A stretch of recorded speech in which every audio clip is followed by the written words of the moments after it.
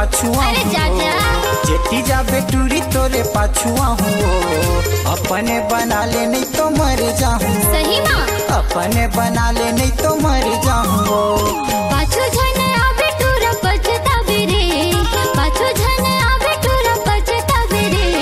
भैया ला बताहूँ गारी मार खावे ना भैया ला बताहूँ गारी मार खावे रे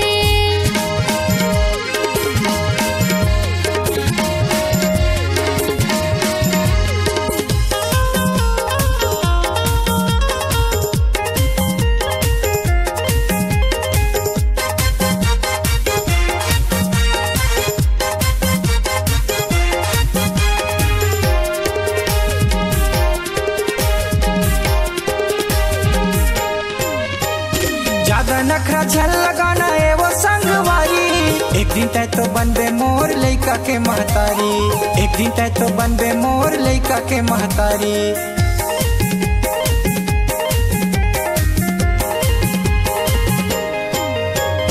ज्यादा नखरा झल लगाना है वो संगवारी एक दिन तय तो बनबे मोर लइका के महतारी एक दिन तय तो बनबे मोर लइका के महतारी डोला में चढ़ा के तोला लेके जाऊँ वो डोला में चढ़ा के तोला लेके जाऊँ वो अपने बना ले नहीं तो मर जाऊँ वो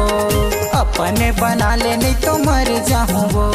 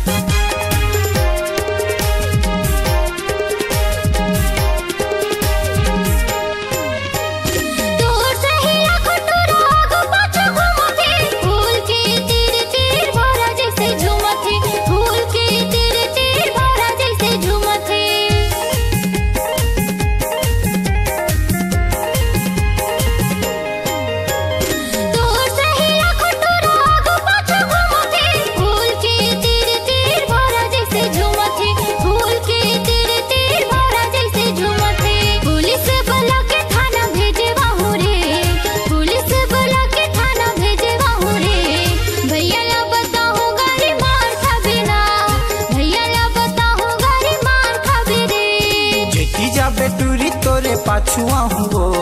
जेठी जा बेटूरी तोरे पाछुआ हूँ अपने बना ले नहीं तो मर जाऊँ अपने बना ले नहीं तो मर जाऊँ पाछू झने आवे टूरा पछतावे रे पाछू झने आवे टूरा पछतावे रे भैया ला बताहूँ गारी मार खावे ना